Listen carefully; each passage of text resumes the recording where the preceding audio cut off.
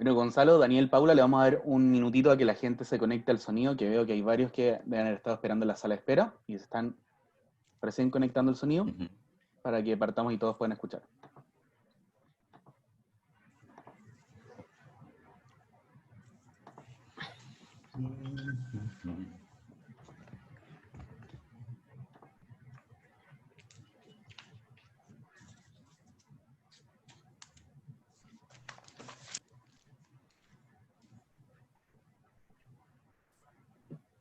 Bueno, Gonzalo, Paula, David, Daniel, cuando quieran. Ok.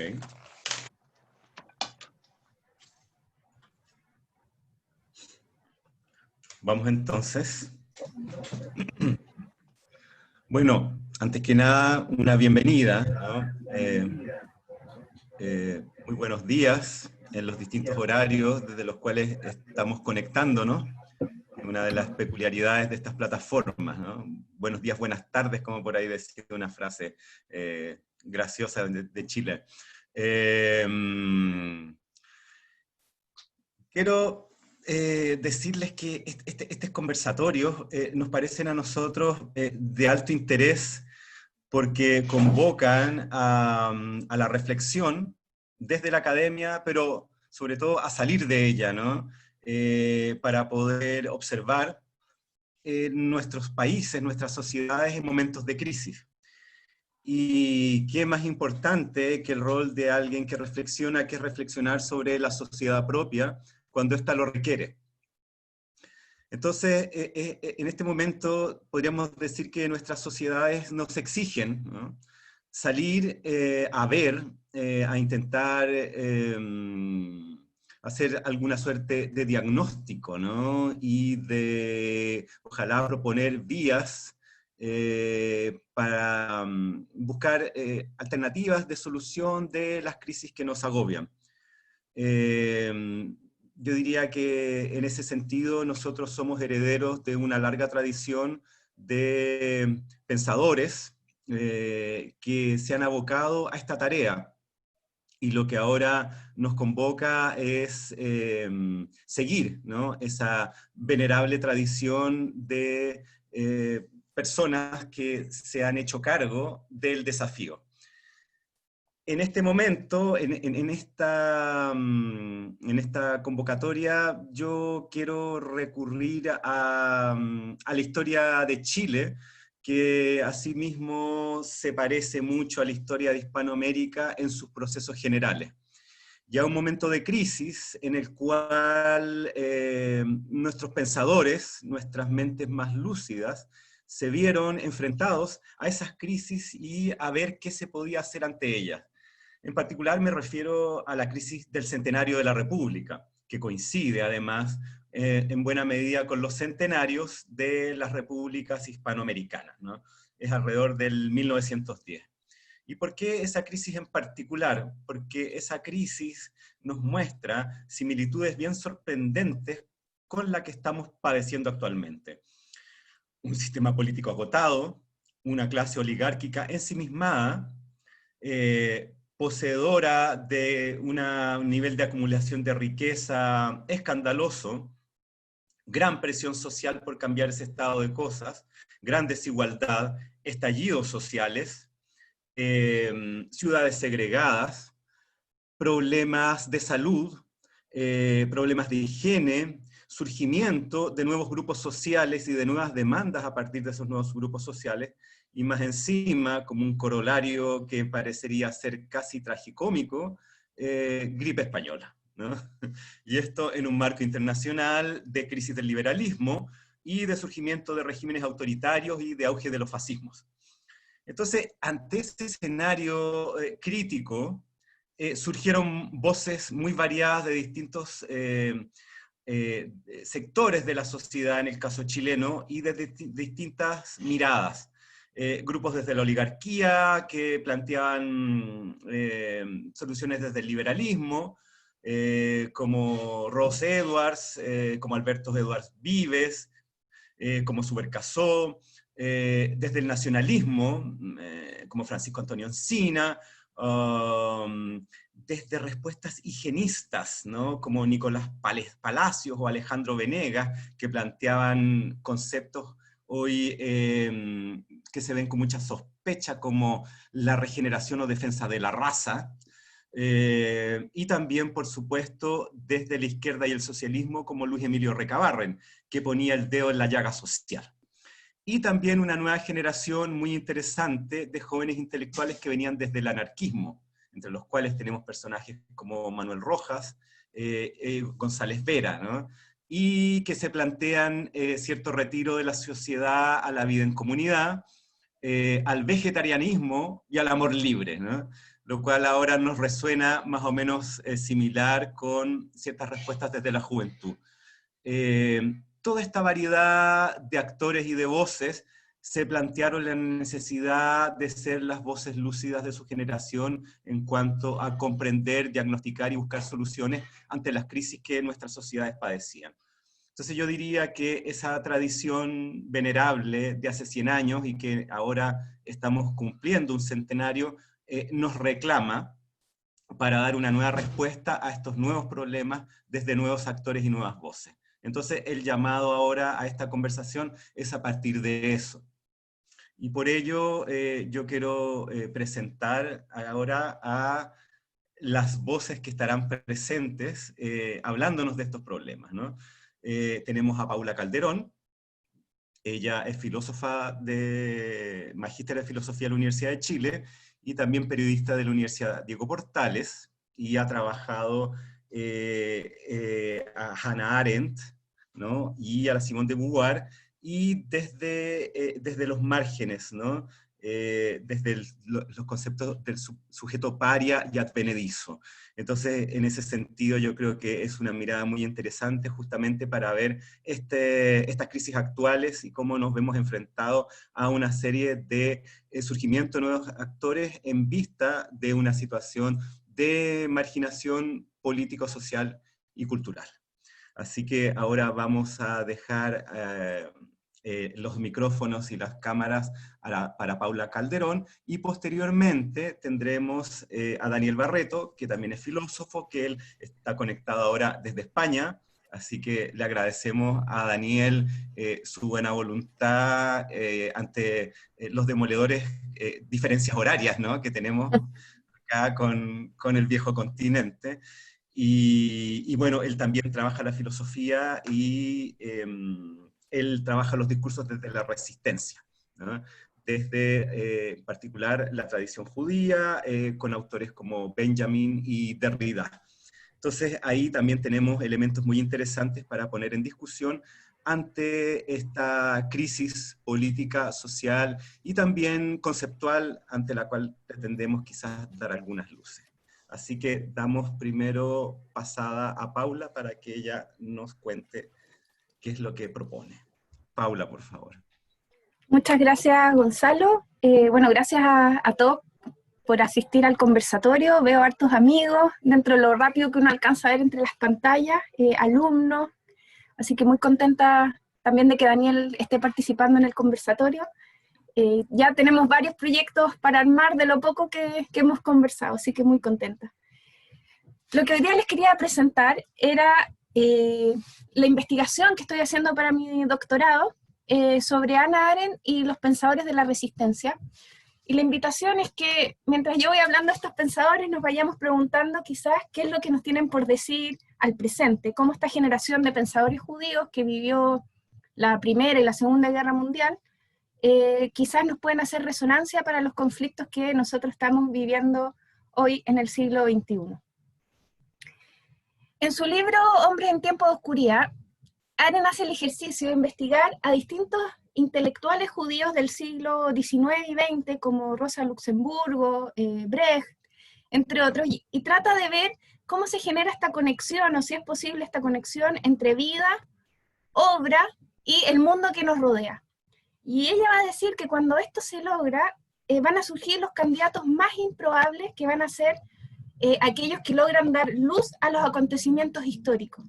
De alguna manera, ella intenta rescatar las biografías de los personajes que quizás no son los más destacados en las sociedades mayoritarias, como los grandes hombres de Estado o otras personalidades, sino que va a buscar a esos personajes que a lo mejor no son los más conocidos en su época, pero que si quizá uno los mira retrospectivamente, son los que más nos tienen por decir para iluminar esos periodos. Ella hace la diferencia entre las biografías que salían después de la Segunda Guerra Mundial, de Stalin o Hitler, como estas biografías que intentaban explicar lo que pasó en la guerra, versus ciertas biografías de escritores, poetas, que quizás iluminan la historia desde las orillas. Y a esos Arendt le va a llamar los candidatos más improbables. Ella va a decir cómo los candidatos más improbables, como poetas, pensadores, novelistas o historiadores, son los que nos van a poder mostrar los hechos con tal que nosotros podamos decir, sí, esto fue lo que sucedió en ese periodo histórico. Y es ahí donde ella, y esto quizás lo podemos reflexionar también al presente, que ella va a hacer, o va a destacar, cómo estos candidatos improbables de una generación van a estar pensando constantemente sobre la realidad que les toca vivir. Y para Arendt, el pensar no es un pensar en solitario, en una montaña, donde cada uno está perdido o solo en este pensamiento, sino que Arendt va a decir que incluso en el pensamiento, nosotros somos dos en uno. Es decir, siempre estamos en un proceso dialógico, y aún aunque estemos en soledad, siempre estamos dialogando, con tal que en nuestra mente se produce un diálogo continuo entre el yo y el yo mismo, entre un yo con otro yo, donde nos estamos continuamente preguntando a nosotros mismos por los que nos rodean. Hasta que llega un minuto, dice Arendt, que la mente ya necesita respuestas, va a dejar este interrogatorio o este diálogo consigo mismo, y va a encontrar la respuesta que estaba buscando, y a eso ella le va a llamar la opinión de la mente, que luego se va a traducir en un discurso que nosotros logramos comunicar a los demás también en un diálogo. Entonces, nosotros cuando estamos solos con nosotros mismos, no estamos solos al final, sino que estamos siempre en un proceso dialógico. Y luego salimos al encuentro con otras personas que también estuvieron en este encuentro dialógico a dialogar.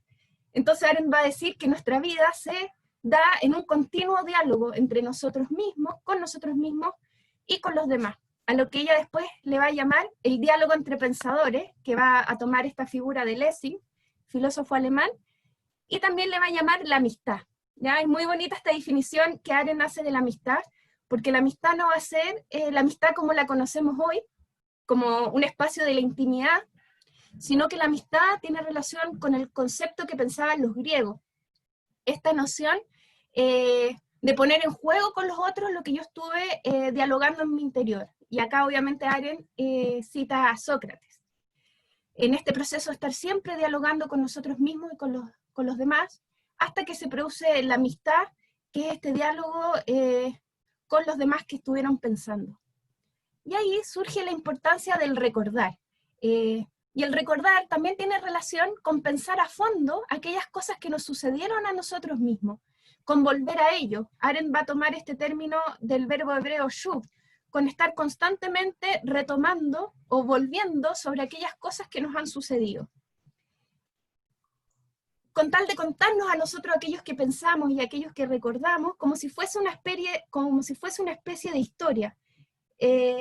Y esto va a cobrar mucha más relevancia cuando recordamos los hechos que nos han sucedido a nosotros mismos, cuando recordamos nuestras propias experiencias de vida y traemos a nuestra mente las cosas que nos han sucedido en el pasado.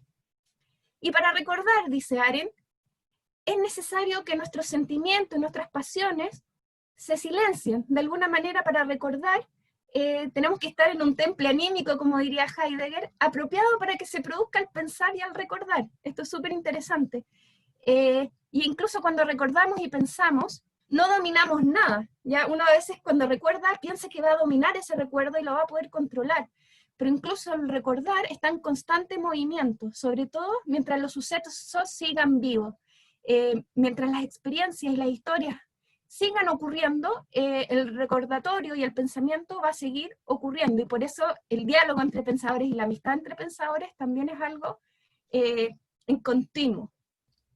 Y Arendt estos pensamientos los hace, imagínense que a propósito de Eichmann, ya que ella va a decir cómo Eichmann es una persona racional, pero que no es capaz de pensar y recordar. De alguna manera ella dice que aquellos que cometen crímenes son aquellos capaces de olvidar, y no procesar aquello que vivieron, mientras que la persona moral va a ser aquella que está en un constante pensamiento, en una constante reflexión y en un constante recuerdo de aquellos hechos que le han sucedido. Y uno podría pensar que esto del pensar o el recordar es solo para filósofos, para historiadores, para artistas, para personas que se dedican a las humanidades. Pero Arendt es súper clara en decir que todos nosotros como seres humanos tenemos el potencial para pensar y para recordar. No es algo para algún tipo de persona, sino que todos podemos ser esos candidatos improbables que dice Arendt, que podemos dejar nuestras biografías y nuestras experiencias de vida para que formen parte de las historias de la humanidad. Y ahí es cuando Arendt nos va a decir en este mismo libro, Hombres en tiempos de oscuridad, como no solamente hay personas que recuerdan, que piensan, y que en el fondo somos todos nosotros porque tenemos este potencial humano, sino que también se forman generaciones, un poco retomando lo que decía Gonzalo en un principio, ¿cierto? Hay generaciones que se van a formar en ciertos momentos históricos que se articulan en función del pensamiento y el recuerdo.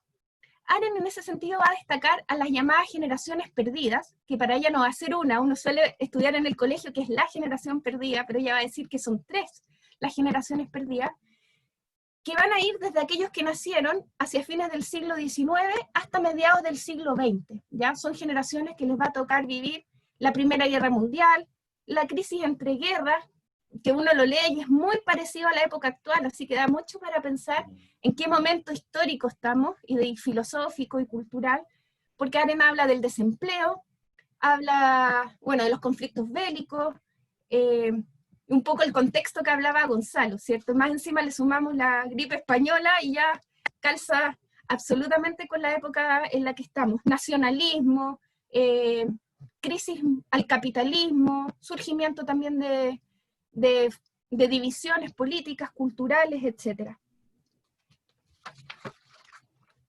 Y es ahí donde yo me hago la siguiente pregunta que estoy investigando y que les comparto, ¿cierto? Súper enriquecedor, porque después ustedes también pueden dar el feedback para enriquecer todo esto.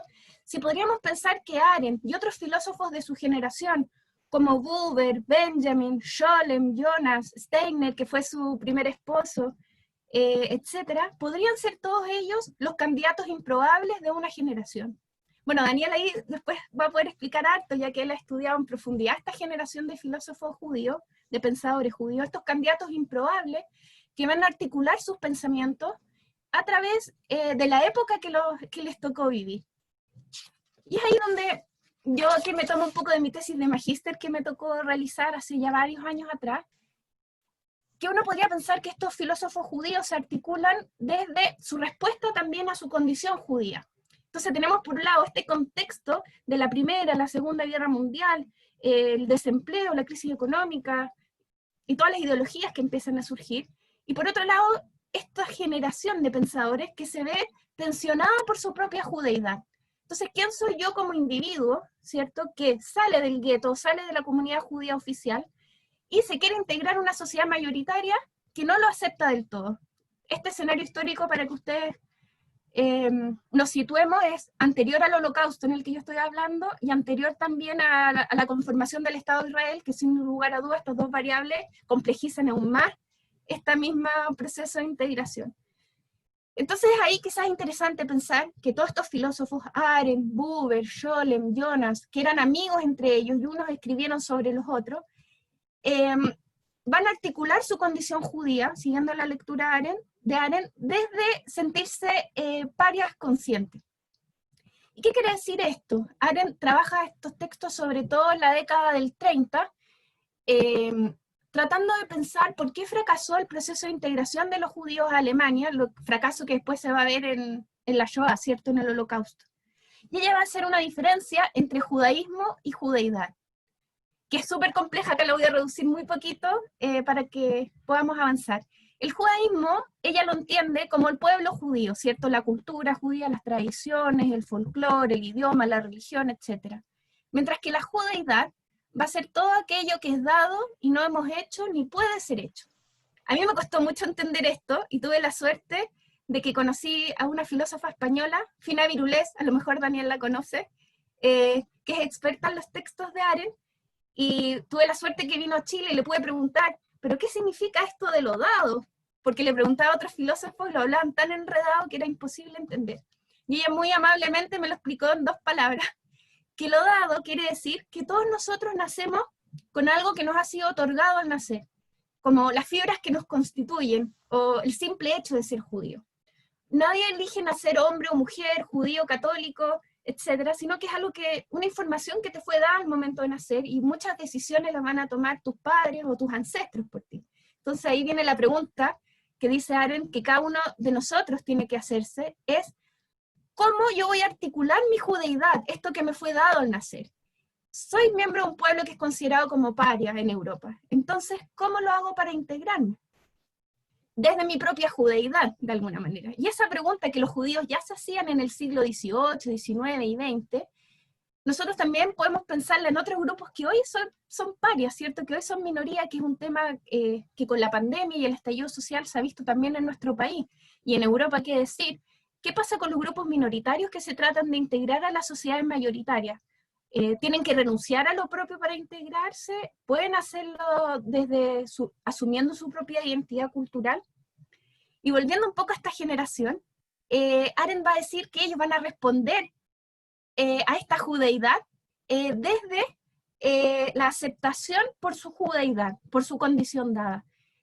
Arendt, Scholem, Jonas, Buber van a decir, ok, soy judío, sé que soy parte de un pueblo paria, pero desde ahí me voy a integrar a la sociedad alemana, independiente que eso signifique que me discriminen. Benjamin el pobre ni siquiera podía trabajar de profesor en la universidad, porque en la época en que él hacía clases no se le permitía a los judíos recibir un salario por hacer clases. Estamos hablando a principios del siglo XX. Entonces no era menor tomar la decisión de ser un intelectual judío, porque muchas veces eso implicaba que ni siquiera te pagasen un sueldo por lo que tú estuvieses haciendo. ¿Y qué significa ser un paria consciente? Un paria consciente es aquel que dice, ok, yo sé que soy judío, y desde ahí me articulo desde las obras que voy creando. Y es así que Arendt va a decir que estos parias conscientes van a ser parte de una tradición oculta de artistas, pensadores, poetas, filósofos, quienes se van a integrar a la sociedad mayoritaria desde sus propias obras, desde su propia creación.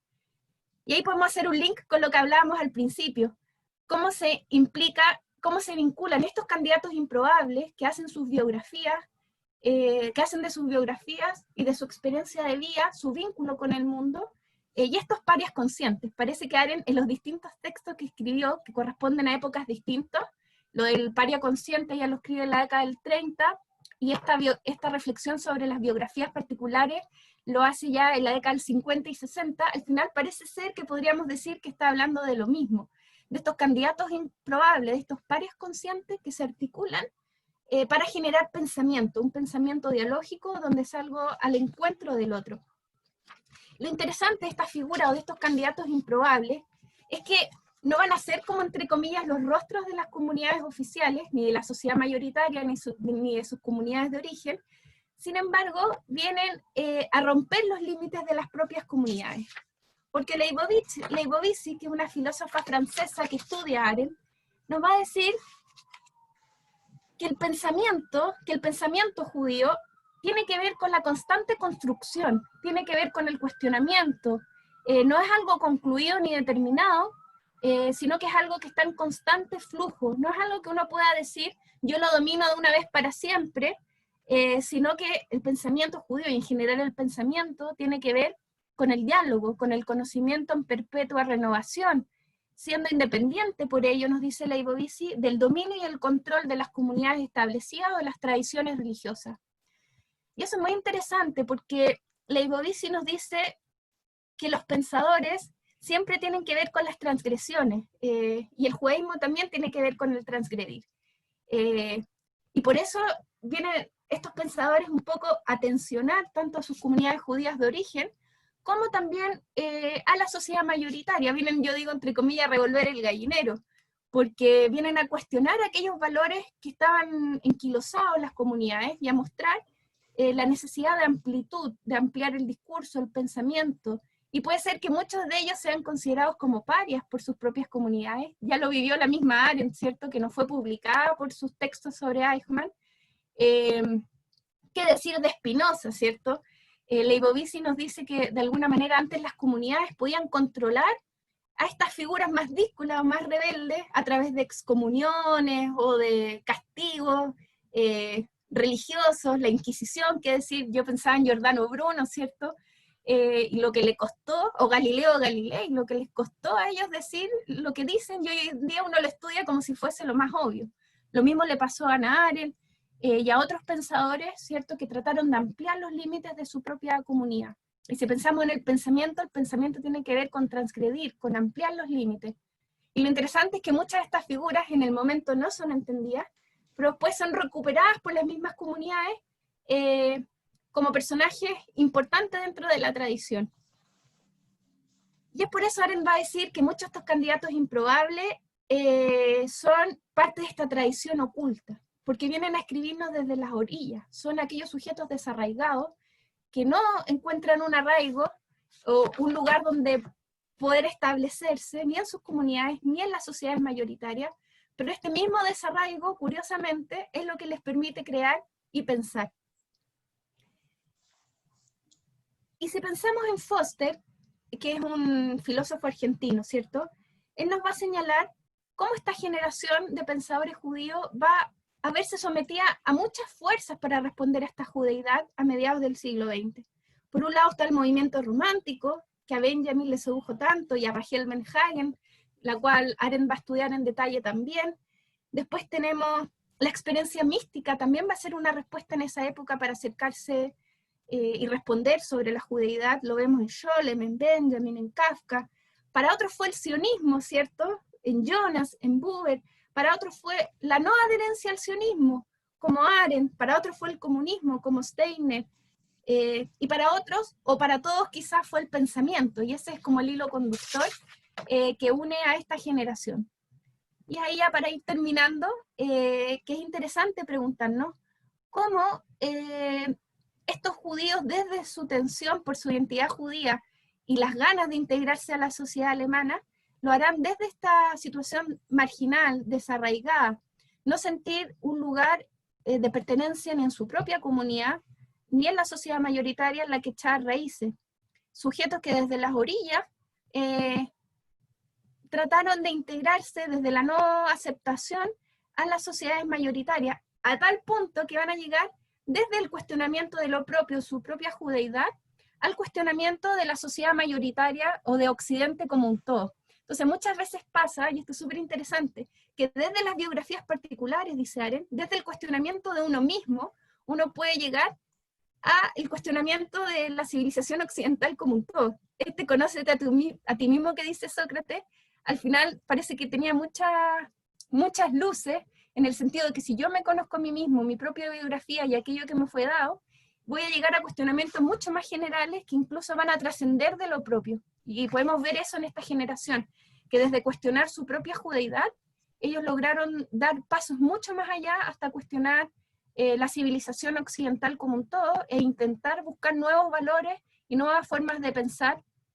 Como dice Arendt después de estudiar a Eichmann, ¿qué hacemos ahora si somos posibles de este tipo de crímenes? ¿Qué es la filosofía entonces? ¿Qué es el pensamiento? ¿Qué es la responsabilidad?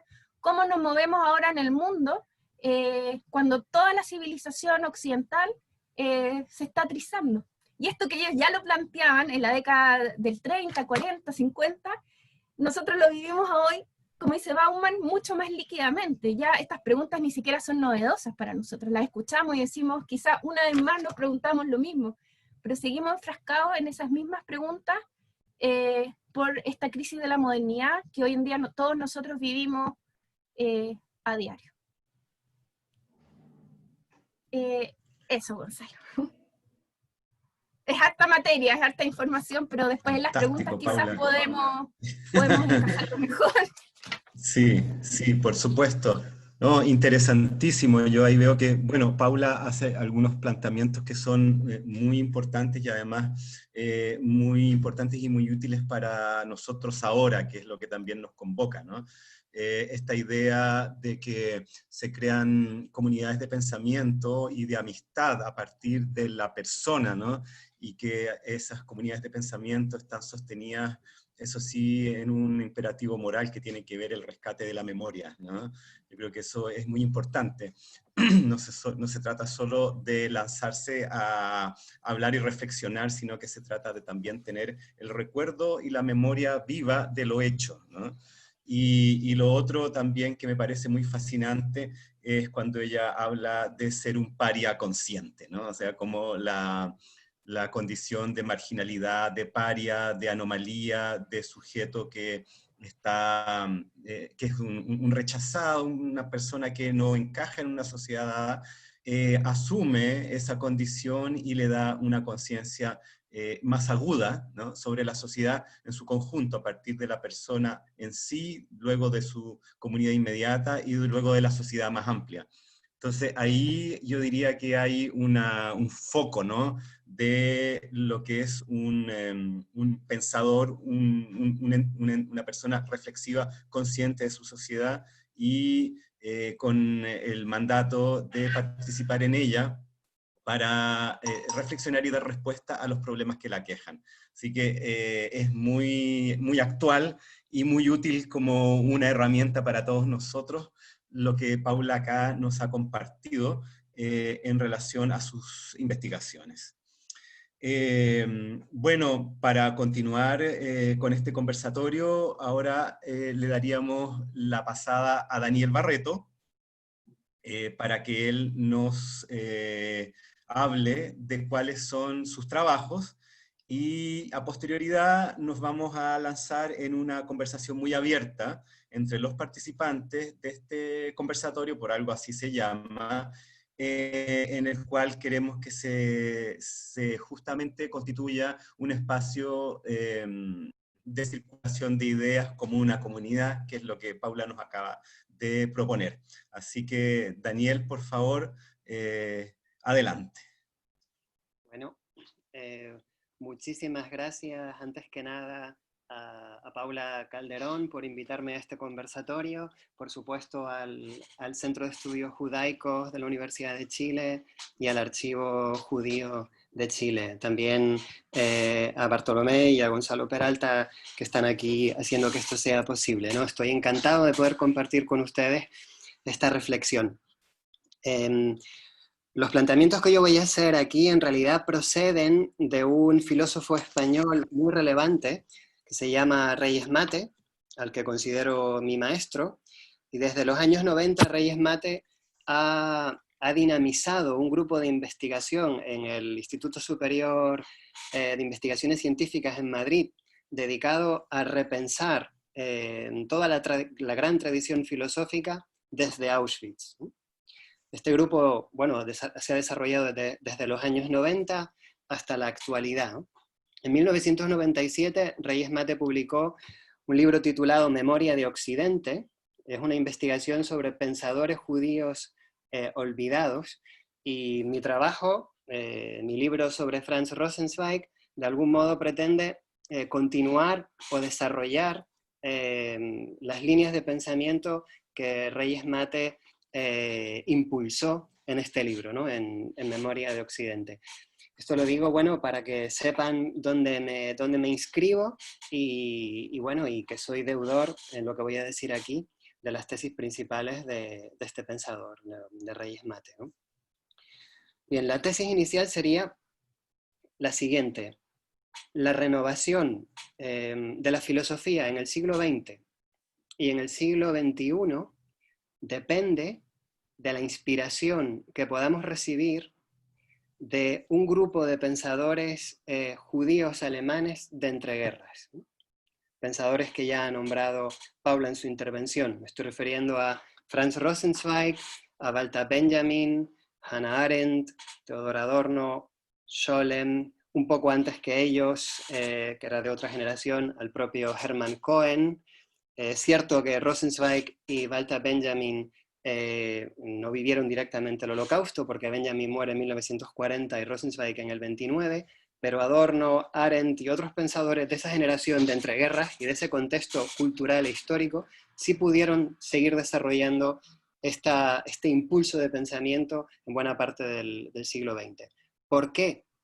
Depende de lo que pensaron estos filósofos de entreguerras en Alemania, ¿por qué depende el futuro de la filosofía, ¿no?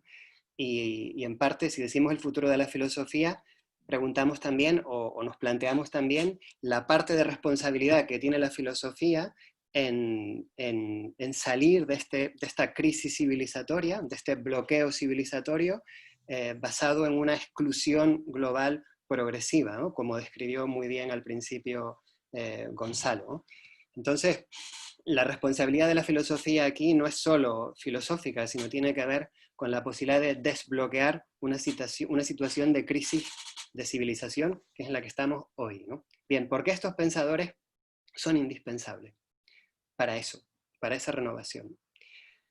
Porque percibieron muy pronto y con mucha profundidad el vínculo que existe entre modernidad y violencia.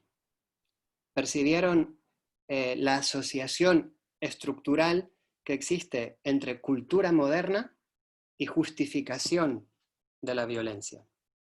¿Significa eso que fueran tradicionalistas o antimodernos? No, no lo eran. Eran modernos y estaban a favor del proyecto de la Ilustración, es decir, de realizar la igualdad, la libertad y la solidaridad. Pero se dieron cuenta de que ese proyecto tenía que ser profundamente corregido si quería ser realizado de hecho. Entonces, su crítica a la modernidad, que es radical, no implica que sean tradicionalistas. Son dialécticos de la modernidad. Tienen una relación dialéctica con la modernidad y con la Ilustración. ¿Por qué fueron ellos precisamente los que percibieron de manera aguda esta asociación entre filosofía de la guerra, como dice Rosenzweig, o ontología de la guerra, dirá después Levinas, y modernidad, ¿no? ¿Por qué Walter Benjamin será capaz de identificar en la ideología del progreso una homologación al pensamiento fascista o a la práctica fascista, ¿no? Bien, hay dos razones, hay muchas razones, pero entre ellas me gustaría señalar dos.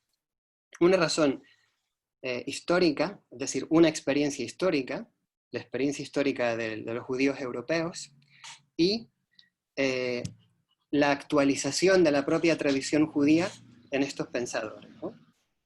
Primero, la experiencia histórica. La Ilustración prometió igualdad, libertad, fraternidad, es decir, superar por fin la marginación secular que había sufrido el pueblo judío en Europa, el antijudaísmo de cuño cristiano que ha marcado toda la historia europea, ¿no? La Ilustración venía con esa promesa de igualdad. Pero en lugar de igualdad, lo que llegó fue una versión laica o secularizada del antiguo antijudaísmo, el antisemitismo, muy vinculado siempre al nacionalismo. Y no solo el antisemitismo en el siglo XIX asociado al nacionalismo, sino pronto 2 guerras mundiales y sobre todo Auschwitz, ¿no? Diríamos, ese es el acontecimiento que prueba el fracaso del proyecto moderno. Para estos pensadores, por ejemplo, para Adorno, que continuó, diríamos, esta tradición más allá de la Segunda Guerra Mundial, Auschwitz exige repensar no solo la modernidad, sino repensar toda la tradición filosófica occidental. También sucedía así con Rosenzweig, ¿no? Pensar, ante todo, o repensar la ética.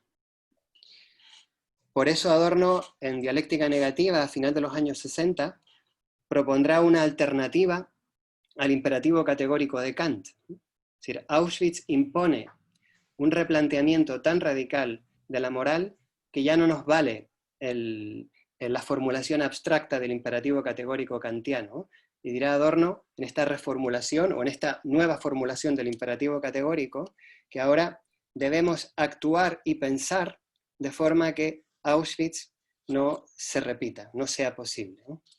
Eso implica un deber de memoria y un cuestionamiento de todas las estructuras que sostienen nuestra civilización, ¿no?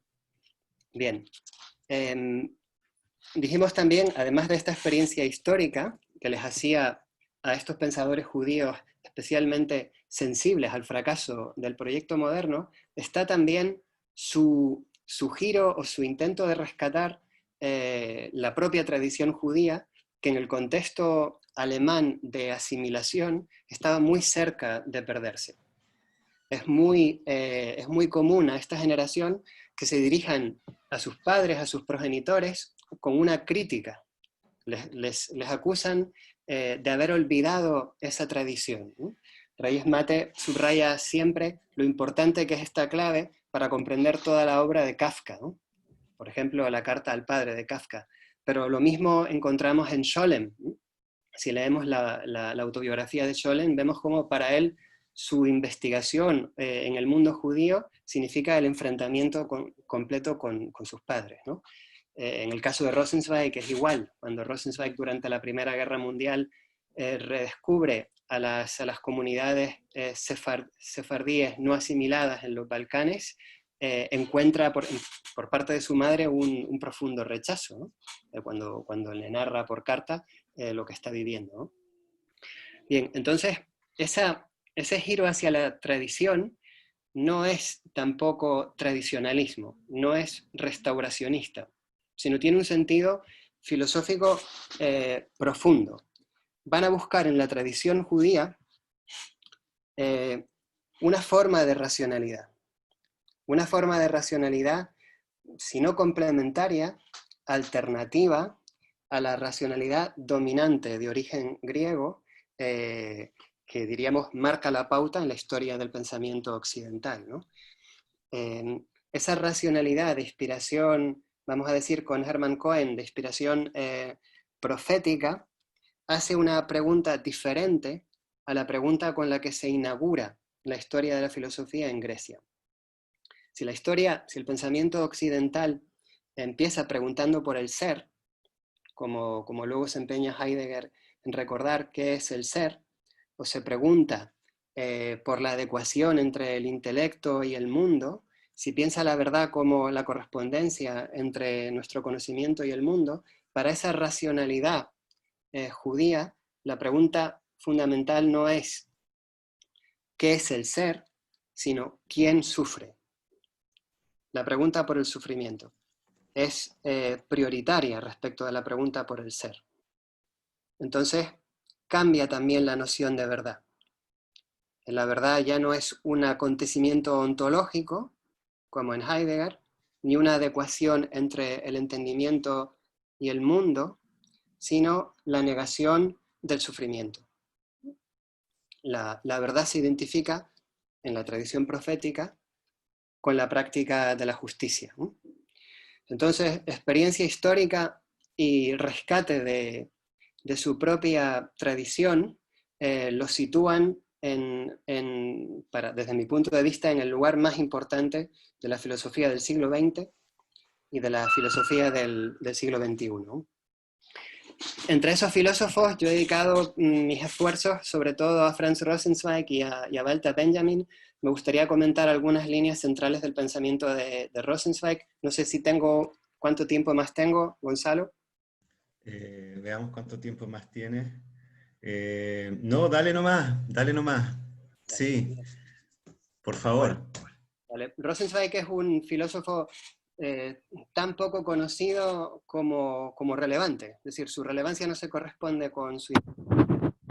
Ejerció una gran influencia directa personal en Martin Buber, por supuesto en Walter Benjamin, en Scholem, pero también en un filósofo que no es alemán, que es de otra generación, pero también importantísimo para el pensamiento del siglo judío del siglo XX, que es Emmanuel Levinas, ¿no?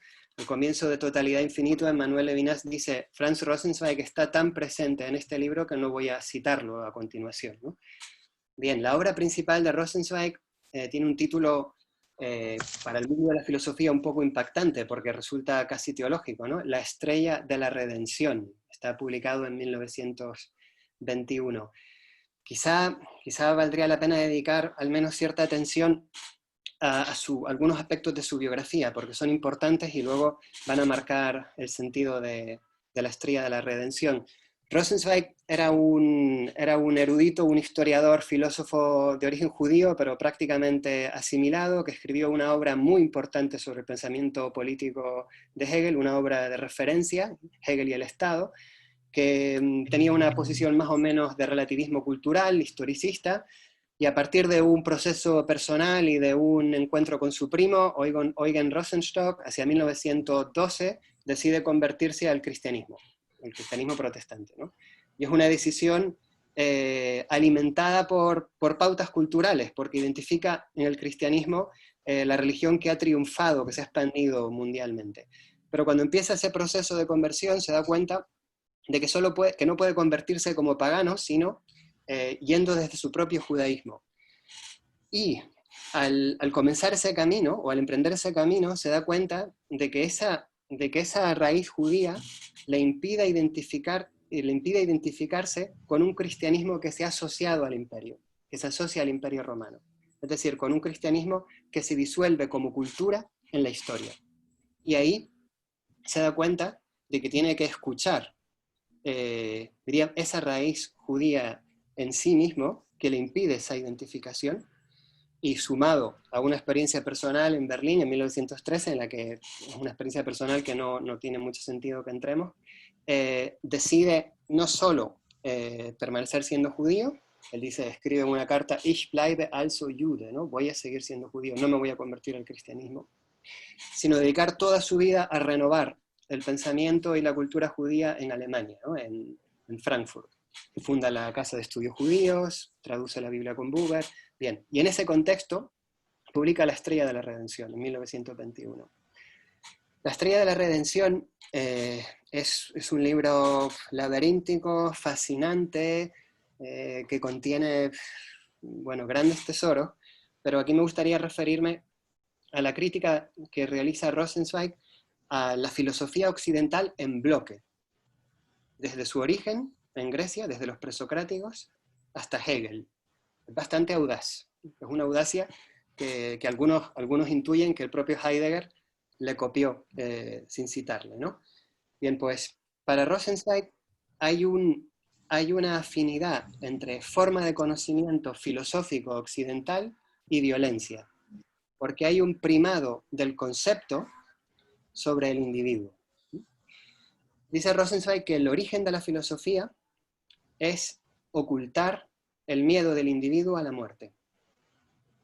El individuo no soportaría el miedo, la angustia ante la muerte, dice Rosenzweig, y entonces formula una ilusión intelectual según la cual la verdad es la totalidad de lo real. La verdad solo es el todo, el conjunto de lo real. Y para nosotros poder unificar lo disperso, lo fragmentado de la realidad, necesitamos la fuerza de la razón. Lo propio del concepto es la unificación. Entonces dice Rosenzweig, la verdad es el todo pensado, identificado con el pensamiento. Si la verdad es el todo, yo como parte, cuando muero, en realidad me inserto en el todo. Si la verdad es el todo, entonces la parte, cuando desaparece, en realidad no ha desaparecido, no ha ingresado en una totalidad mayor.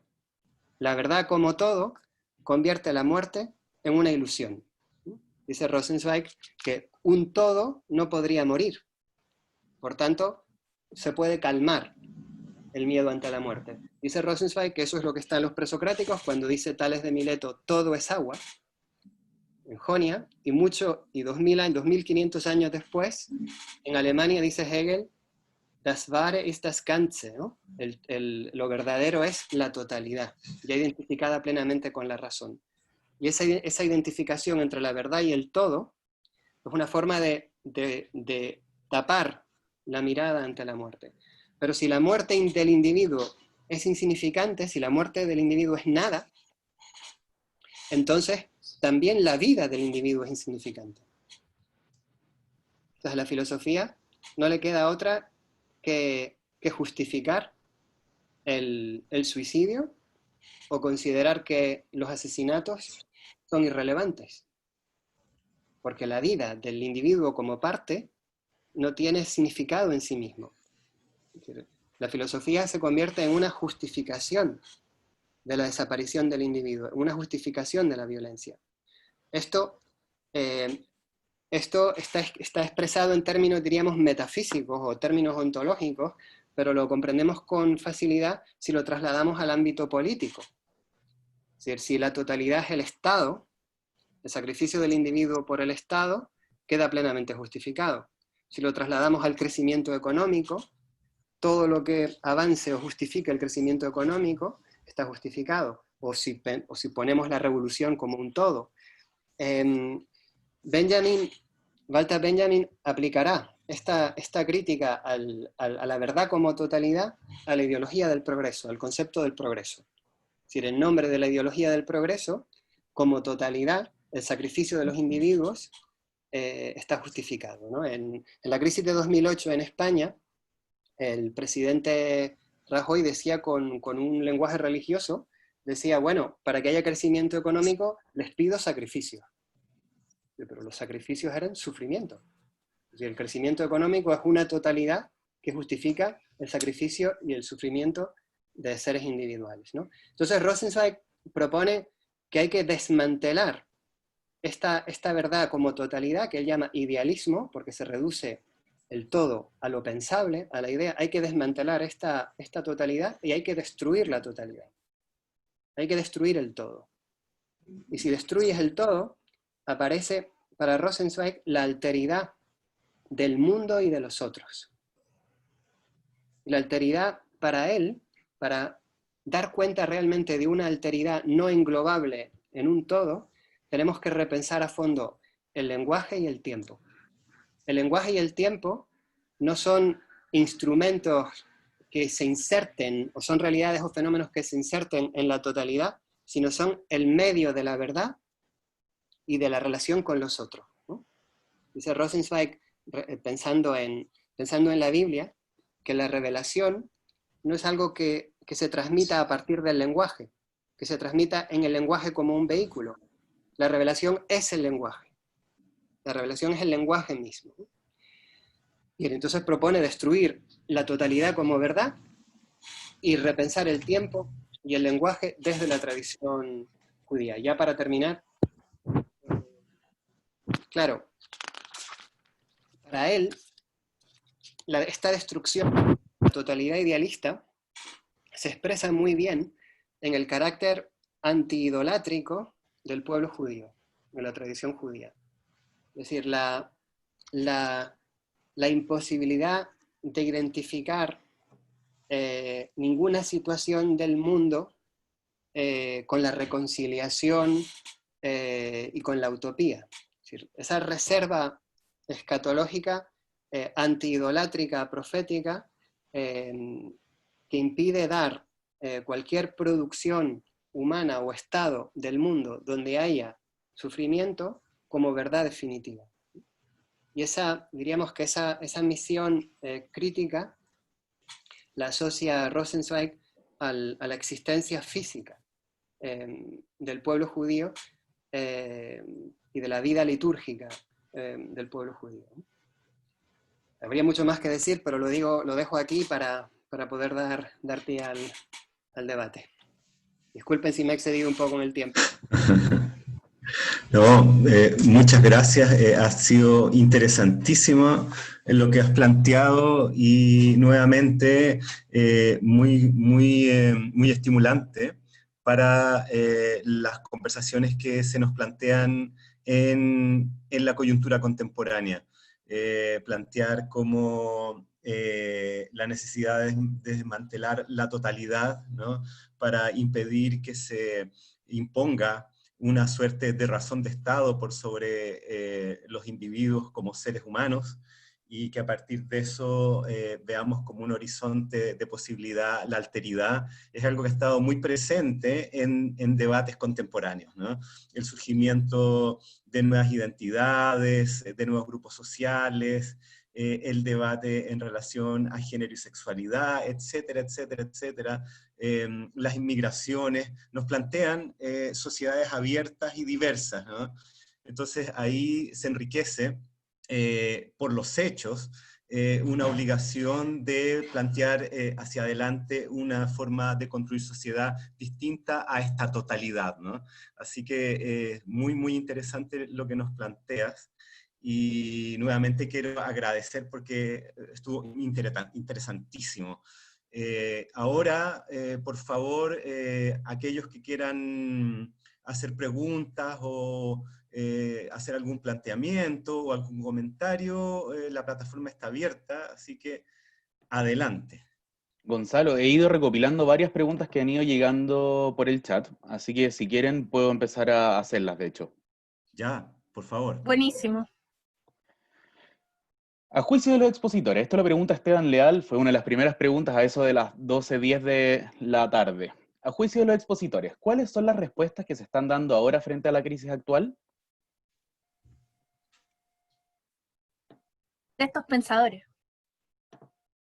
Claro, habla respecto a los pensadores, pero está hablando, le hace referencia a ustedes como expositores.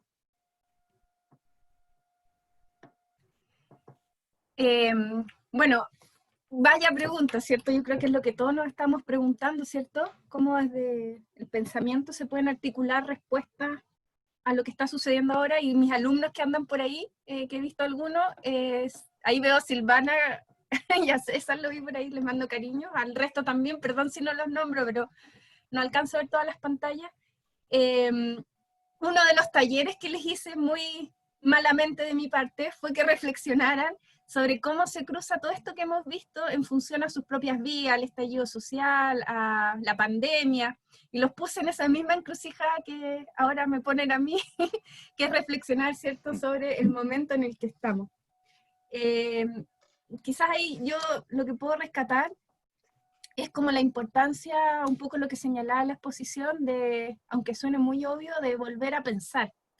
Y es lo que siempre le digo a los alumnos, como en esta época técnica, ¿cierto?, que Heidegger describe también, donde prima el pensar calculador, empezamos a dejar de lado el pensar,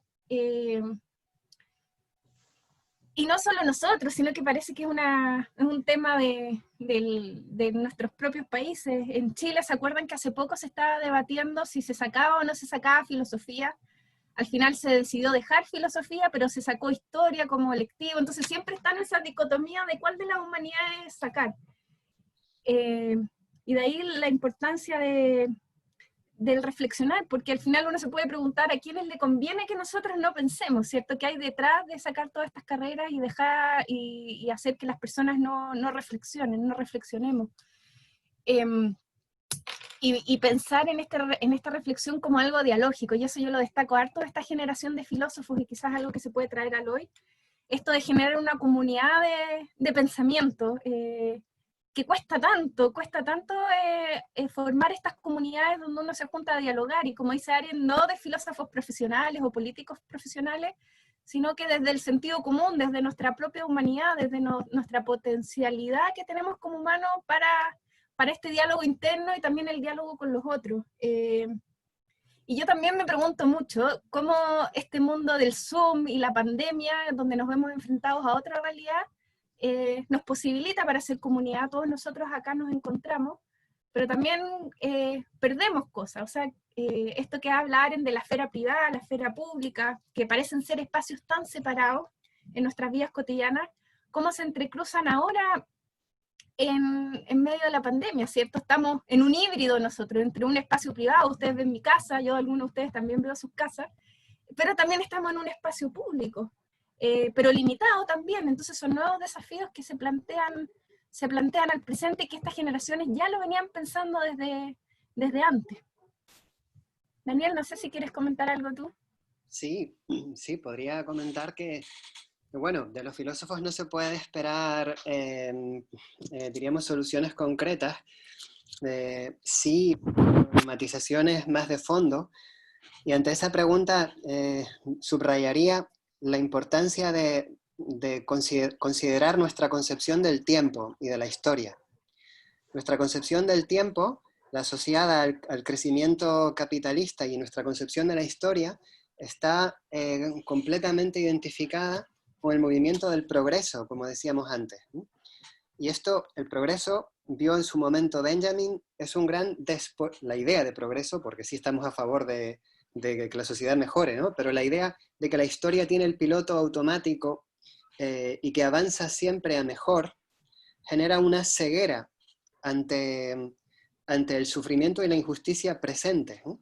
Y también nos está generando una ceguera ante la catástrofe medioambiental.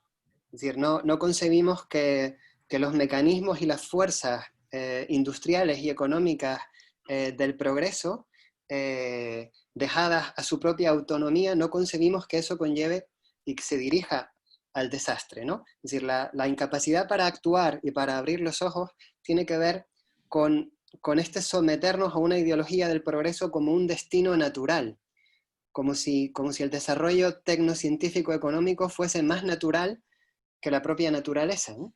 Entonces, ¿qué se opone o qué oponen, por ejemplo, Walter Benjamin al progreso como destino ciego? Propone algo frágil, pero indispensable. Propone la memoria.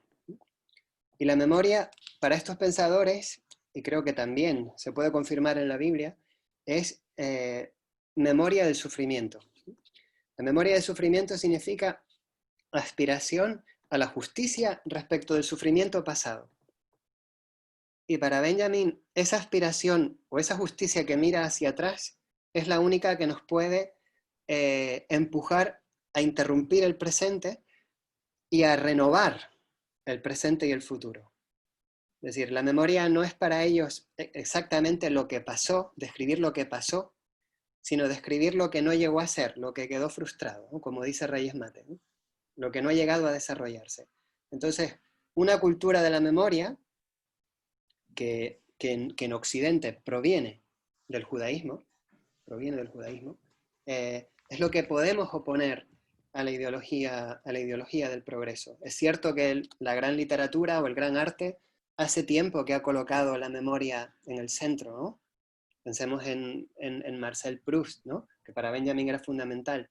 Pero es importante que los filósofos y que luego, sobre todo, los políticos pongan la memoria del sufrimiento, no las políticas de la memoria que generan el pasado a la medida del presente, sino la memoria del sufrimiento al servicio de un mundo distinto. Yo pensaba un poco en lo que decía Daniel, ya que como es conversatorio, voy a conversar con Daniel y le pensaba en lo que él decía a propósito de Adorno, ¿cierto? Y las nuevas formulaciones que hacía luego de la Shoah. Y me acordé también de Jonas, mira cómo están súper vinculados, y él también planteaba la necesidad de nuevos imperativos categóricos, haciendo una crítica a Kant, también Kant, el gran referente, ¿cierto?, de la filosofía más moral o más ética, y hasta Kant empieza a ser cuestionado en esta noción, a propósito de lo que tú también decías del progreso, ¿cierto? Como que los antiguos pilares que habían sostenido Occidente, que se construyeron con la modernidad en el siglo XVIII y XIX, empiezan a hacer agua, es lo que Bauman va a hablar de esta modernidad líquida, se empieza, lo que antes nos daba arraigo, se empieza a derretir de alguna manera, y nosotros vivimos totalmente en ese derretimiento absoluto, ya ni siquiera nos asombra cuando hablamos de esto. Y Jonas, a propósito de lo que tú señalabas de la crisis medioambiental también, política, él va a decir que ahora los nuevos imperativos categóricos no tienen que ser solo del presente. El ser humano tiene tal capacidad para destruir todo el planeta y toda vida orgánica y vida humana auténtica, que es necesario imperativos categóricos que aseguren que la humanidad siga existiendo en el futuro, ¿ya? Él tiene un libro muy, muy lindo que se llama Principio de la Responsabilidad, donde Jonas va a decir que los nuevos imperativos categóricos tienen que asegurar toda vida auténtica, y por vida auténtica él se refiere a la naturaleza, los seres humanos, con tal de que incluso las manipulaciones genéticas, él ya estaba preocupado de eso, escribe este libro en la década del 70, 80, no vayan a hacer que la condición de vida humana auténtica ya no siga en el futuro. Entonces, esos dilemas que nosotros nos vemos enfrentados hoy, estos filósofos ya los pensaban antes, y todos con esa sintonía de crear una nueva ética, Jonas dice, una ética basada en la ontología, una ética que se base en la filosofía. O sea, ya no podemos pensar en la ética como algo, una disciplina de la filosofía menor, sino que es la filosofía de la actualidad. También a propósito de lo que tú dices del sufrimiento, Daniel, que... Sí, a mí me gustaría decir que antes no hice alusión a ello. Cuando hablé antes de la memoria, reparé en que tu intervención a propósito de Arendt y la capacidad de juzgar y pensar, hiciste mucho énfasis en algo que creo que no suele hacerse, o al menos yo no lo he escuchado mucho. Pusiste mucho énfasis en la asociación entre recuerdo y pensamiento, ¿no? Para la posibilidad de juzgar, ¿no? Y eso, y lo contrapusiste a Eichmann. No sé si llegaste a decir en un momento que esa incapacidad para recordar de Eichmann, no sé si podrías apuntar un poco más en ese sentido, porque me pareció muy interesante. Ya, y yo te hago el tiro una pregunta para que después tú profundices de venganza, ¿no? Que es un tema que lo encuentro muy lindo a propósito del sufrimiento y la figura de Jesús.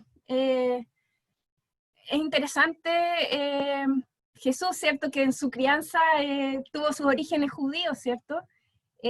¿Cómo ves tú la figura de Jesús y la vinculación con el judaísmo y con el cristianismo y el sufrimiento, de alguna manera? ¿Respondes tú primero? O... Ya. Y yo después les comento que tengo varias preguntas ya. acá del público también. Ya, ok. Sí, mira, sobre lo que tú preguntas es parte de lo que estoy investigando para mi tesis, así que es bueno que me hagas la pregunta porque voy a poder hablar eso que estaba leyendo aquí con los libros. Que Arendt en su libro Responsabilidad y Juicio, que corresponde a los últimos textos que ella escribió en la década del 70, porque Arendt después del juicio de Eichmann quedó en shock, porque dice, ¿cómo en el fondo vamos a pensar la filosofía si es que este tipo de crímenes pueden suceder y si este tipo de criminales existen? Y es ahí donde ella desarrolla toda su noción de la banalidad del mal. Pero después ella escribe una serie de textos donde trata de pensar, valga la redundancia, qué significa pensar, porque dice cómo hay seres humanos como Eichmann, que son personas que son capaces de tomar decisiones, de funcionar, pero que a la vez no piensan. Y a propósito del no pensar, ella se da cuenta que es necesario definir primero qué es pensar. Si ella está diciendo que hay sujetos que no piensan, bueno, entonces, ¿qué es pensar?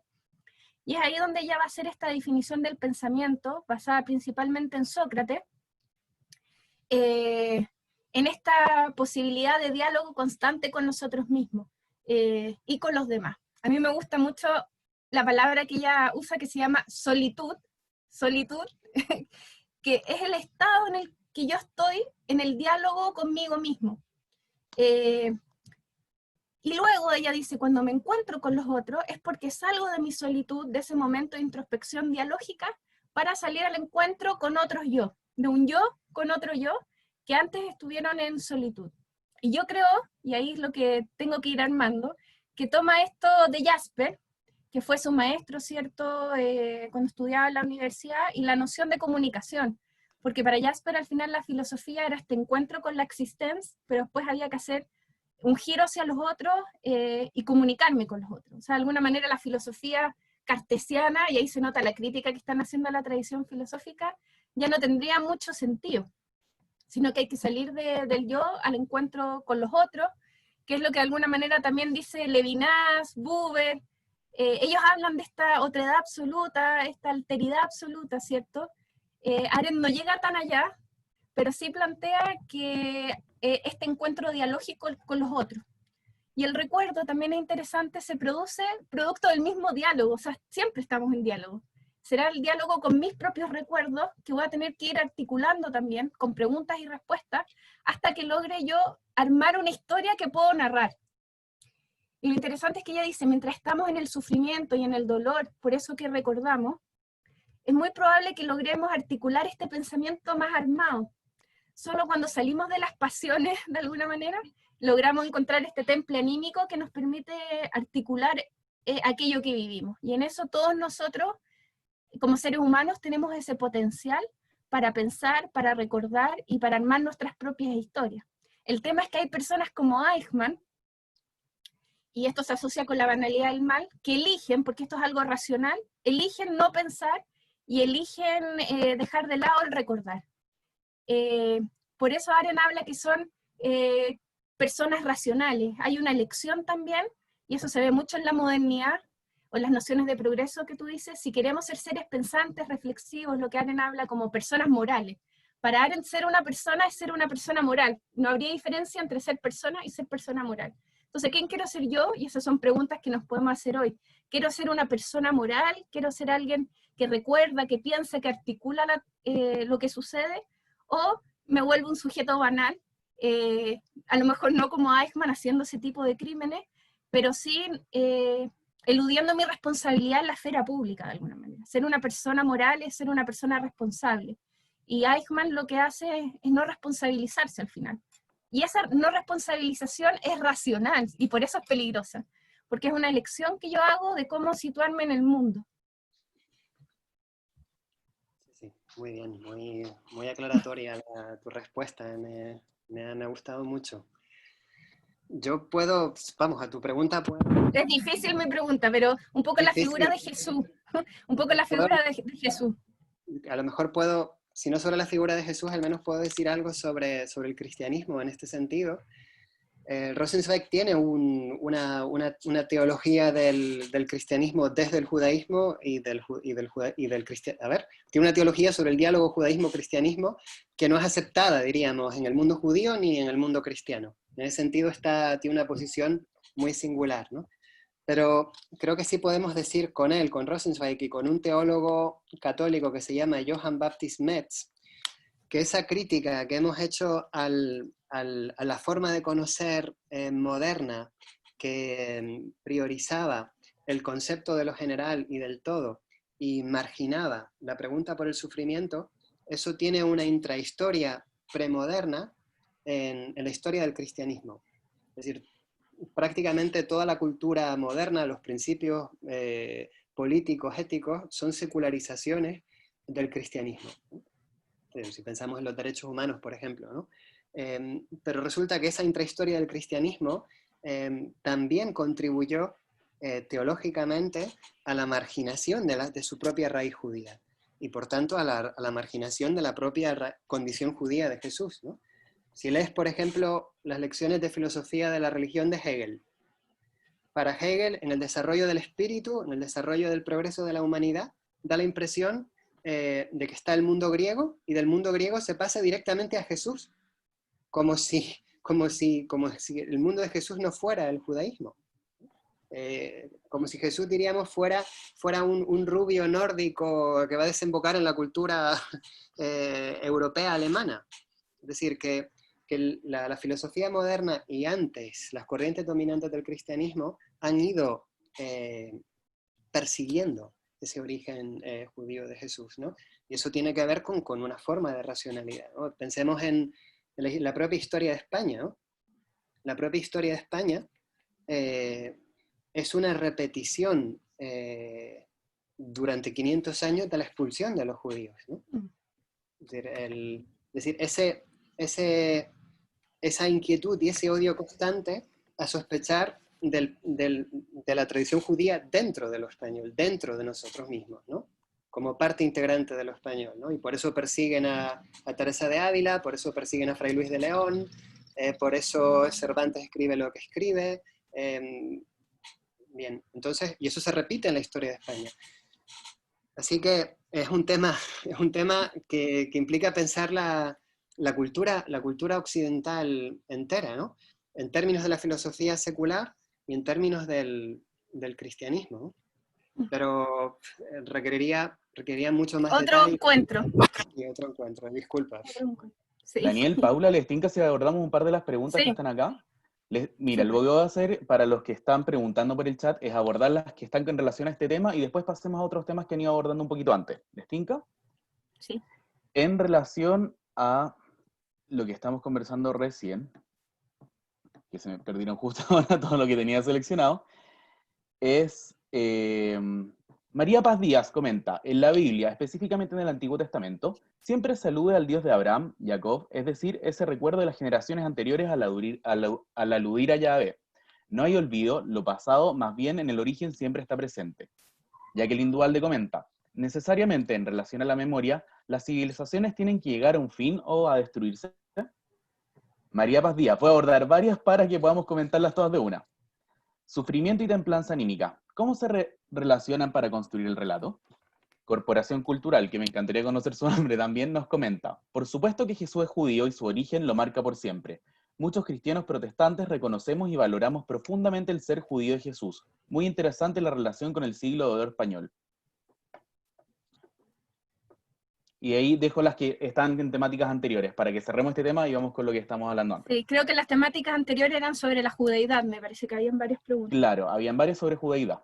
De hecho, había una pregunta de Galo Edelstein, hay una pregunta de Marcelo Carballo, otra de Jorge Ceballos, así que la siguiente vuelta, terminamos con esta y la siguiente vuelta abordamos esa. Yo creo que aquí Daniel es quien más puede responder. Tampoco puedo decir gran cosa, pero bueno, sobre el tema del pasado y la memoria, hay alusiones en la Biblia. Yo no soy exégeta bíblico, pero sí podría apuntar que la traducción de esa memoria bíblica al mundo filosófico de Rosenzweig y de Benjamin tiene que ver con el hecho de que el pasado es vivido como abierto. El pasado está pendiente. Es decir, el pasado no es un capítulo cerrado, sino tenemos una relación de responsabilidad con el pasado de la que depende el futuro. Es decir, la ideología del progreso consiste justamente en olvidar que el pasado está abierto y pendiente. El sentido de la memoria es una actualización del pasado pendiente.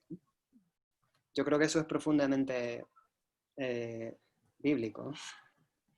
Me uno a lo de Daniel, con lo que hablábamos de que el recuerdo tiene que ver con el pensar y uno no lo puede dominar al final, es una constante revisión. Y a propósito de las templanzas anímicas, me acordé de lo que Heidegger señala, ¿cierto?, en Ser y Tiempo, de que hay ciertos temples anímicos que nos ayudan más a filosofar, a pensar, a relacionarnos, que otros. Y eso también es muy interesante porque parece ser que nuestra disposición afectiva o sentiente y no racional también nos relaciona de una manera distinta al conocimiento, distinta a la tradición filosófica que es el hombre un ser racional y desde ahí se conecta con la realidad. Y estos existencialistas alemanes nos vienen a decir, ojo, que hay ciertos temples anímicos. En el caso de Jonas va a ser el temor el que nos va a conectar a la filosofía. En el caso de Heidegger, la angustia. Y uno puede pensar cómo en la época en la que vivimos hoy, de pandemia, estallido social, etcétera, están como los templos anímicos propicios para que empecemos todos a filosofar. Digamos que no hay que leer a ninguno de estos filósofos, sino que están todas las condiciones para que empecemos a reflexionar, porque estamos en un periodo histórico que sentimos angustia, sentimos temor, incertidumbre, y todas esas son los detonadores, uno podría decir, que como Jasper también dice, las situaciones límite, que nos hacen meternos en el pensar. Nosotros estamos acostumbrados a las situaciones concretas que uno controla, pero hoy que estamos en una situación límite, están todos los templos anímicos para filosofar. Sí, a mí me gustaría añadir a eso que, por ejemplo, para Walter Benjamin dice algo muy fuerte y muy difícil de asimilar. Dice que este carácter vivo del pasado, este carácter abierto del pasado, tiene iniciativa propia en el presente ante los momentos de peligro, dice él. El vínculo entre las generaciones pasadas con causas pendientes y el presente tiene que ver con una constelación de peligro en la actualidad. Ahí habría una relación, dice él, dialéctica de ayuda mutua entre los oprimidos amenazados hoy y los oprimidos y amenazados de ayer, ¿no? Paula, Daniel, acá voy a abordar varias preguntas. Voy a abordar varias para que las vayamos abordando en conjunto. Marcelo Carballo preguntó, Paula, ¿dirías que esa conciencia es un producto colectivo también? ¿Y te parece pensar que, si la jugabilidad es lo dado, no viene eso dado en un constante advenir de la historia, cambiando día a día, siendo modificado en el día a día? Creo entender que así lo planteas tú, no como un dato pétreo, sino que en constante cuestionamiento. Gracias por tu presentación. Y Jorge Ceballos, mi querido jefe, que hace un párrafo súper grande, voy a tratar de resumirlo. Se suele decir que esta generación de candidatos imposibles, cualquiera sea cronológicamente, de sujetos anómalos, como lo describió el profe Peralta, tuvo que salir del establishment judío, ponerse al margen, exiliarse de sus comunidades o cualquier otro sinónimo. Al final lo voy a tener que abordar entero. Pero como anota Daniel Barreto, estos anticipadores no estaban fuera, sino dentro de la vanguardia, pero dentro de la renovación del judaísmo. Pero se insiste en motejarlos como excluidos. Cotejarlos, tengo entendido. Y doy dos ejemplos de muestra. Freud muestra sus primeros ensayos al interior de una logia judía, el corazón de la élite vienesa. Las grandes tendencias de la mística judía, de Gershom Scholem. Fue la publicación de las conferencias que dio Scholem en 1938 en el Jewish Institute de Nueva York. Pero insistimos en mi impresión en oponer como binarios puestos judaísmo y estos candidatos imposibles. Galo Elstein suma otra pregunta. Si lo propio del judaísmo es esa alteridad forjada en cientos o miles de años, ¿hay en las comunidades judías oficiales, como la chilena, algo de ese judaísmo? ¿O podemos plantear que esa comunidad oficial está totalmente asimilada a la modernidad y solo conserva los ritos judíos? Dejo por ahí por ahora y después abordo más preguntas. Ok. Yo creo que Buenas preguntas difíciles. Son preguntas para Paula, claramente, pero sí me gustaría completar la segunda pregunta y decir que, como pregunta, que me parece interesantísima, sobre esa supervivencia en las comunidades judías, esa es una pregunta que yo creo que le interesaría muchísimo al propio Rosenzweig, ¿no? Porque para él eso era fundamental, ¿no? Nada, era solo completar la pregunta para Paula. Estaba esperando, Daniel, que siguieras con la respuesta, que me ayudaras. Miren,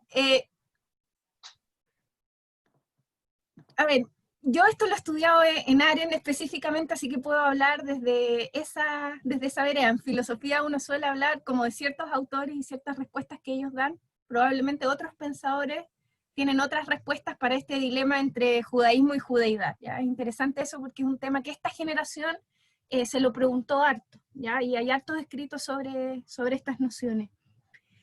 Lo primero es que esto dado que está en Aren, es algo totalmente en constante cuestionamiento. En nuestras propias vidas puede ser que nosotros mismos respondamos a eso que nos fue dado en distintos momentos. Puede ser que en algún minuto nuestra judeidad, esto que nos fue dado, se articule en una forma de ser judío, en otro minuto en otra, en otro minuto implique la renuncia, y en otro quizás una vuelta desde otra variante. Aren da el ejemplo, y le recomiendo mucho estos textos, ya que son bien entretenidos, de la vida de la pequeña Levi, o Daniel me puede ayudar de cómo se dice en francés, de Rachel Benhagen. Sí, muy bien.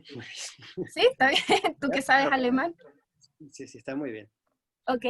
Y Aren dice, y da el ejemplo de esta mujer que dirigía unos salones berlineses, de los más importantes en el siglo XIX en Alemania, cómo ella pasó por todos los estados que nosotros hemos analizado acá. En un minuto ella fue una judía de excepción, pensando que se podía integrar a la sociedad mayoritaria desde la excepcionalidad de ser judía.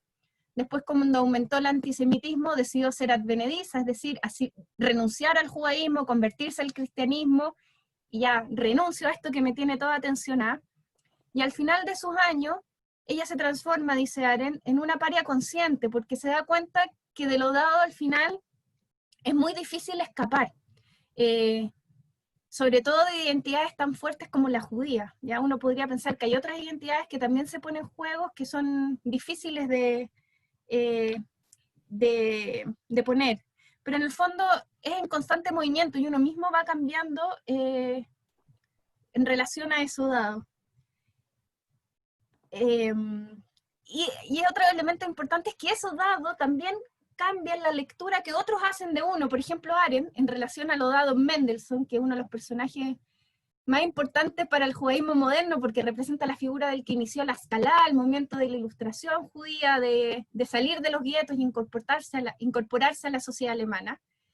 Pero para Arendt representa el ejemplo de alguien que no supo llevar en sí una tradición política para la integración mayoritaria. Entonces esto dado también depende de quién lo vea, de cómo va a ser también el juicio, o sea, cómo cada uno articuló eso dado. Y en relación a lo que decía Jorge, de esto de dentro, fuera, del judaísmo, judeidad, quizás uno puede pensar que estos pensadores judíos no tienen en la mente esta dicotomía, porque para ellos lo que se pone en juego es cómo ellos se articulan como seres humanos en la sociedad mayoritaria. Y estos cuestionamientos de la judeidad, ellos no lo ven desde el punto de vista de intentar calzar en la comunidad judía o en la sociedad mayoritaria, sino que más bien son esos círculos los que van a tener tensiones con lo que estos pensadores digan. Digamos que para ellos el centro no es la sociedad mayoritaria, ni tampoco el centro es la comunidad. Ellos no están creando sus trabajos diciendo, hoy la comunidad me irá a aceptar o no, hoy qué me irá a decir la intelectualidad alemana, por ejemplo, sino que lo que ellos están pensando es que tienen todo este material para crear, y cómo lo hago para sacarlo y ponerlo en juego en la sociedad. No están pensando como en los públicos objetivos al que va a llegar. Y los problemas se generan justamente por eso, porque en el fondo son provocativos, hacen transgresiones, independiente de que eso pueda tener un costo. Y por eso para Arendt se transforman en parias conscientes, porque están dispuestos a asumir los costos, independiente que eso lo excluya de los círculos socialmente aceptados, por decirlo de alguna manera, y por eso muchos de ellos se transforman en seres marginales que no calzan en las sociedades mayoritarias, etc. Y además que su rollo, más que con las comunidades, tiene que ver con la judeidad, ¿ya? Y ahí es importante separar la judeidad de una comunidad establecida. La judeidad es cómo cada individuo particularmente responde a eso que le fue dado. Y en esa respuesta estos pensadores se atreven a hacerlo, aunque eso implique ampliar los límites de su propia comunidad y de la sociedad mayoritaria. Un poco yo siempre pongo el ejemplo de Sócrates. No sé si se acuerdan esta típica imagen de Sócrates que va a la plaza pública y molesta así a los poderosos, le dice, tú que sabes de justicia, y le tira todas las preguntas pesadas, tú que sabes de poesía, y le tira todas las preguntas. Son como esos moscardones que vienen a molestar, a molestar, a molestar. Bueno, y a Sócrates le costó súper caro, pues sí, no terminó muy bien. Hola Daniel, acá tengo un nuevo grupo de preguntas. De María Paz Díaz. Otra filósofa judía de la época es Edith Stein. Este es el último grupo de preguntas, fue un tema de tiempo ya. Muchos de los que se ha expuesto remite a su modo de reflexionar filosofía desde sus orígenes judíos. Si saben algo de ella, ¿cómo lo insertan en este periodo? Marcelo Carballo. Creación, revelación, redención, indica Rosenzweig. Son continuos en desarrollo constante. No es que hayan ocurrido, eso es muy claro en la misma Torá y Tanaj. De Andrea Guiadach. ¿Ven un vínculo entre el pensamiento judío y algunas de las cosmovisiones ancestrales americanas? La visión de memoria, por ejemplo. ¿Cómo se ve el pasado pensando en el acá? Gracias. Marcelo Carballo vuelve a repetir lo anterior. Así que eso sería por ahora.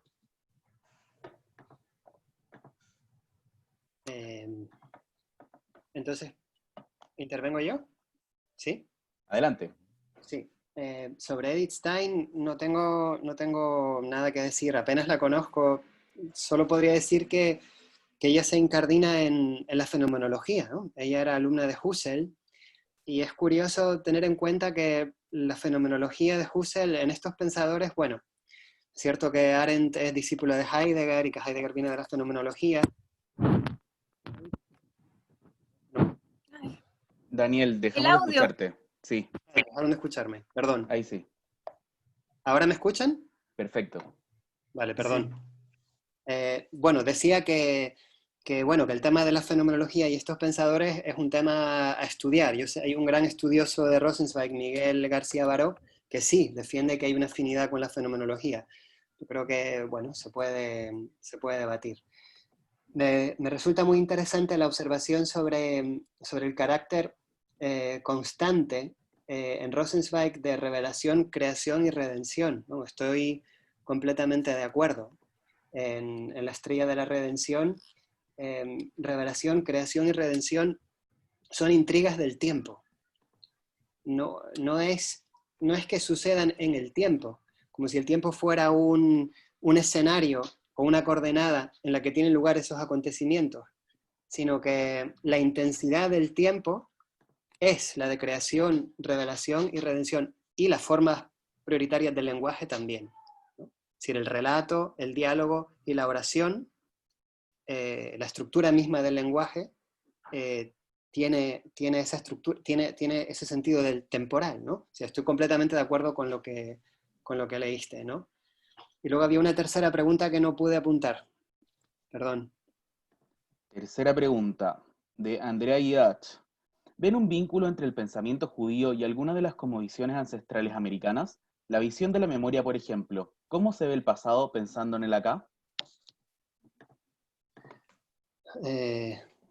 No sé si directamente con el judaísmo, pero sí sé que hay una obra de León Portilla en México, ¿no? La historia, la visión de los vencidos, ¿no?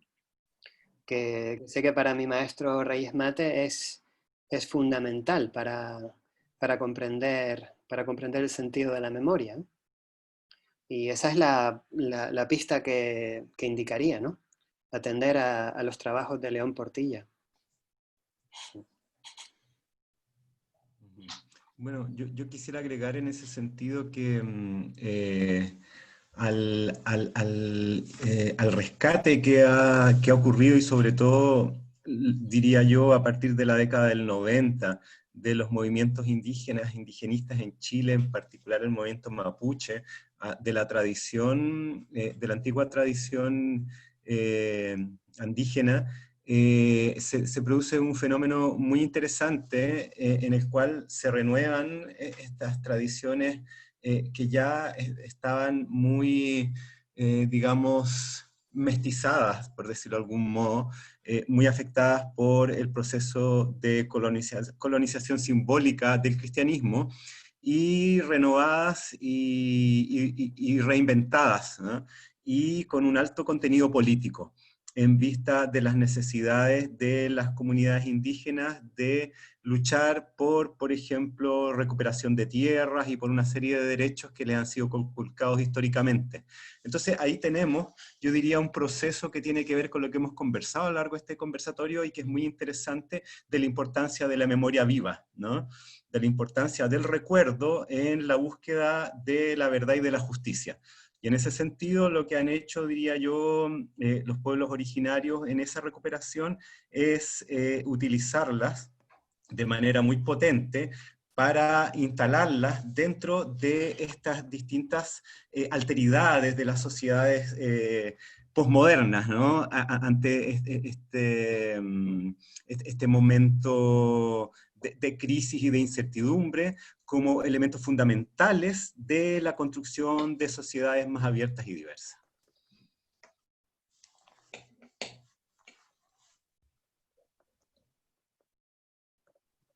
Gracias, Gonzalo.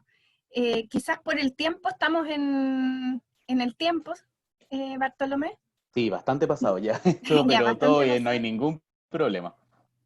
Bueno, agradecerles a todos y a todas que hayan asistido a este conversatorio. Estoy muy, muy contenta porque este es un proyecto que tenía muchas ganas de realizar hace mucho tiempo, y que Daniel y Gonzalo, Bartolomé, bueno, la Avenida Ibrit, el Centro de Estudios Judaicos y todo, nos hayamos podido juntar por fin para hacer este encuentro sobre estos pensadores judíos. Me parece sumamente bonito. Veo por ahí que Galo pregunta, ojalá Sí, puedan Galo, repetir la pregunta anterior, pero no recuerdo cuál era la pregunta.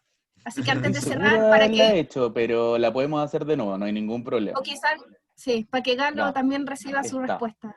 Si lo propio del judaísmo es la alteridad forjada en cientos o miles de años, ¿hay en las comunidades judías oficiales, como la chilena, algo de ese judaísmo? ¿O podemos plantear que esa comunidad oficial está totalmente asimilada a la modernidad y solo conserva los ritos judíos? Ah, ya veo por qué no la respondimos. Difícil pregunta, bien difícil. Yo creo que, claro, los elementos en el fondo es la comunidad judía. A ver, Galo, si a lo mejor puedes abrir el micrófono y dar más pistas para poder ayudarte a ver si podemos construir una respuesta. Vamos a ver si está Galo por ahí. ¿Galo? Sí, aquí estoy. Galo, ¿Me ven? ¿Me veo? sí, Sí. sí. Hola. Si puedes darnos más detalles para ver si podemos armar una respuesta. Sí. Mira, yo también he leído algunos de los filósofos que tú nombras, y efectivamente, leyendo a los filósofos, a los pensadores judíos, uno se forma una imagen del judaísmo muy diferente al que practican las comunidades oficiales. ¿Ya?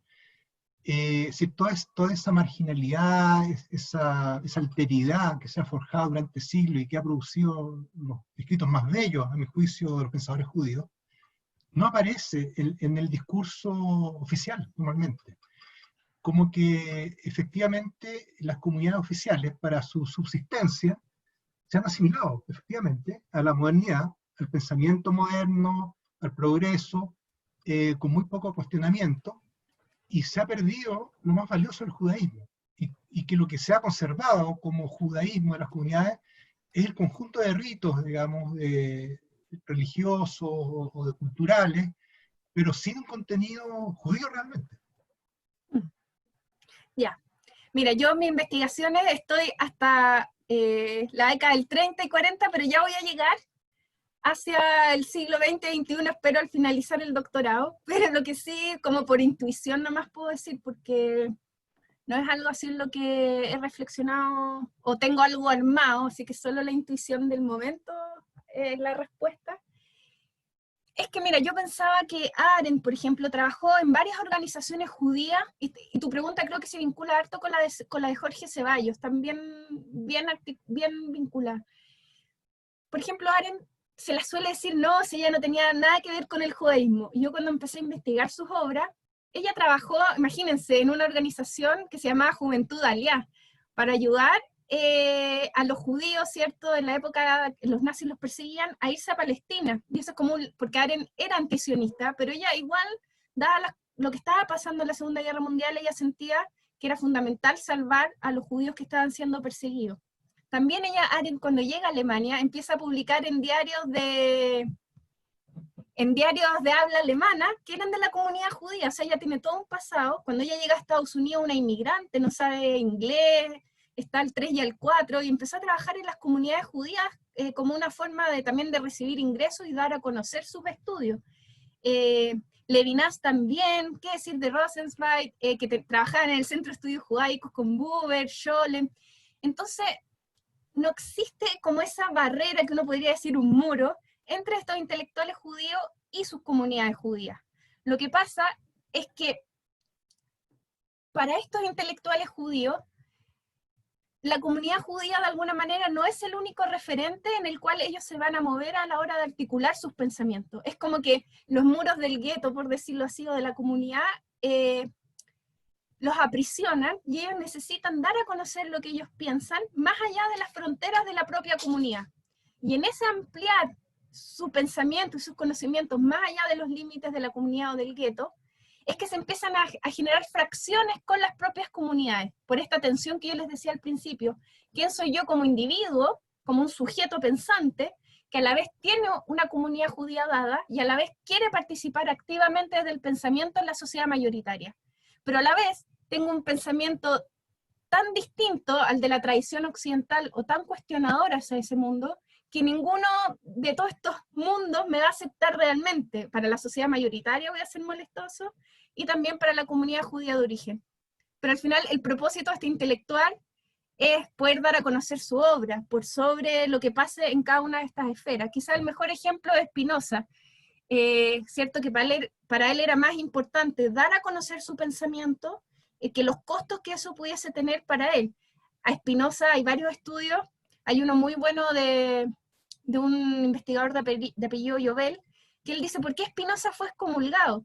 A él le advirtieron varias veces, le decían, Bento, ya para de decir lo que estás diciendo, porque en el fondo te vamos a excomulgar, porque en una época de la Inquisición, donde el judaísmo tenía que pasar lo más piola posible, él venía acá a molestar, ¿cierto?, en Ámsterdam a los calvinistas, etc.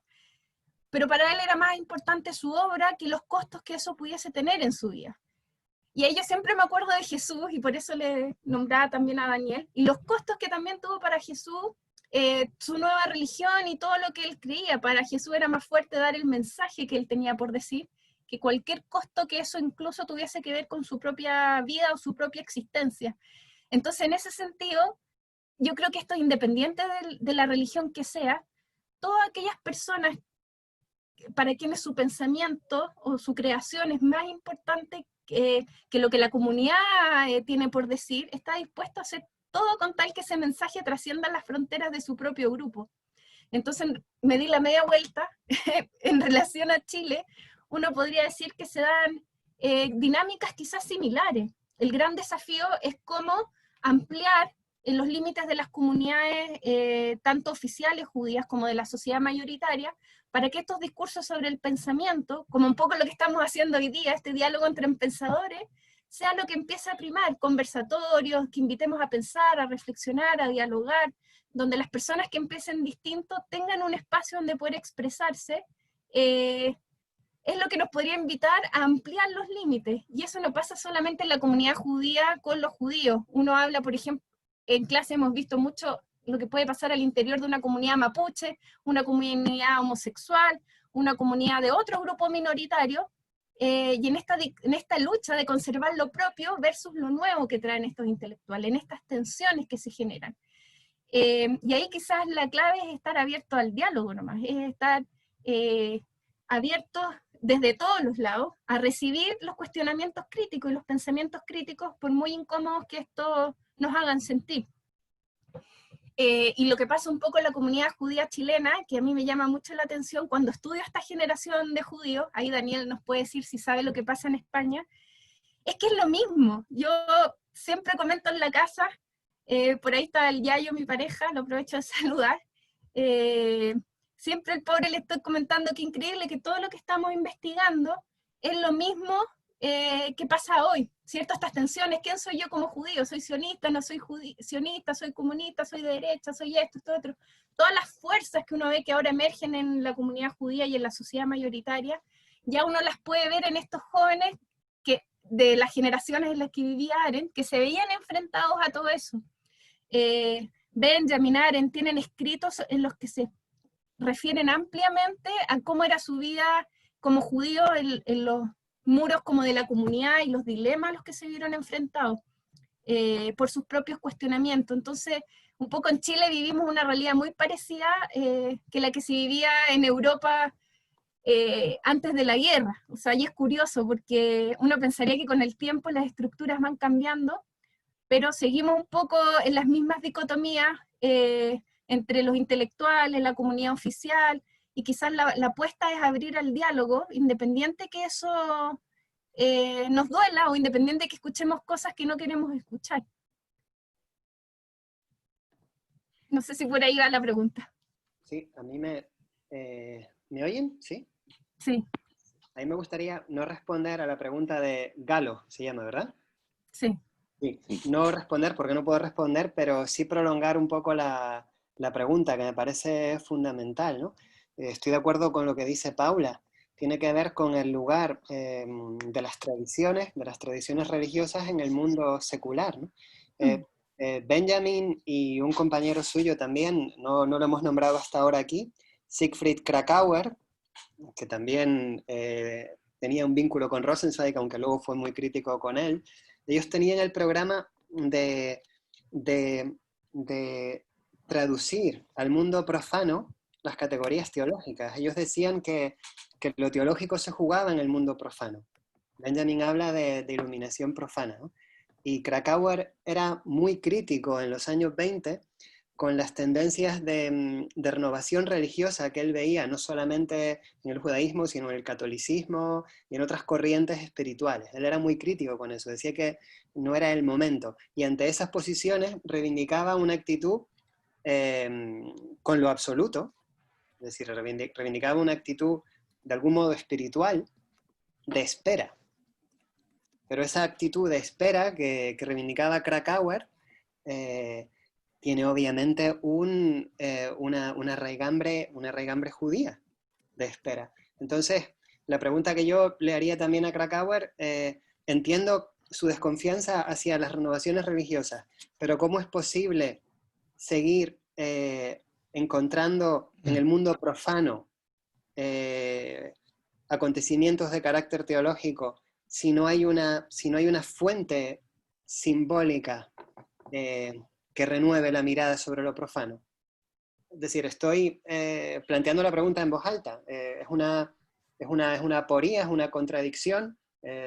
Benjamin y Krakauer pretenden una teología de lo profano, una iluminación del mundo de lo profano, pero no sé si pueden mantener la fecundidad de esa mirada si no tienen una fuente simbólica, viva.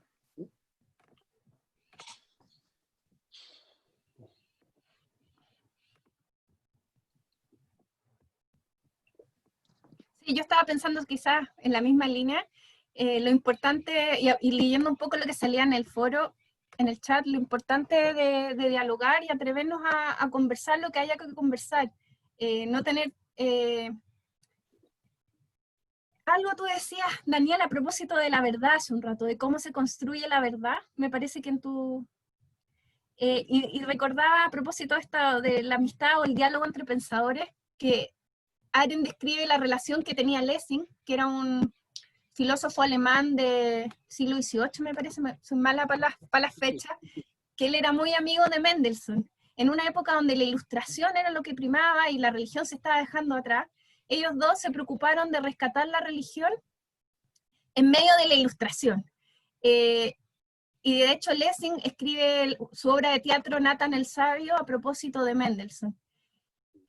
Y Arendt dice que a Lessing lo que más le gustaba era que no existiese una sola verdad, porque cuando existe una sola verdad, todos nosotros nos ponemos de acuerdo y se acaba. Si todos nosotros aquí nos ponemos de acuerdo en una respuesta, ya no tenemos que hacer más conversatorios, se acaba la filosofía, el arte y todo.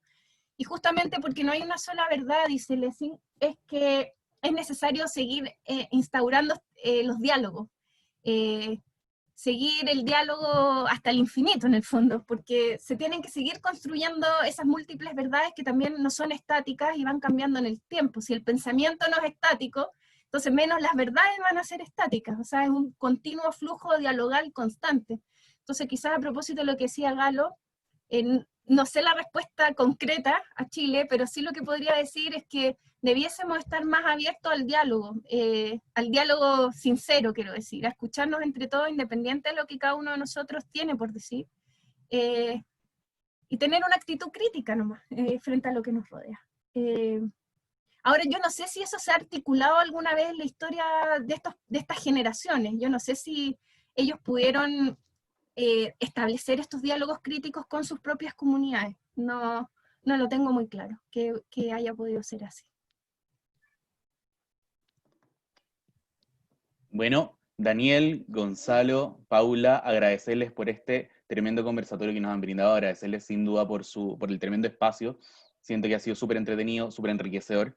Espero sea el primero de muchos conversatorios que podamos realizar en conjunto con el Archivo Judío, el Centro de Estudios Judaicos y con el apoyo de la Bene Ibrit. Así que a todos agradecerles por el tiempo, los dejamos más que invitados a seguirnos a todos en las redes sociales. Pueden buscar Bene Ibrit Distrito 27, pueden buscar Archivo Judío, y pueden buscar también al Centro de Estudios Judaicos para que estén siempre ahí atentos a nuestras actividades. Eso, muchas gracias a todos. Buenas tardes, que estén muy bien. Gracias a todos.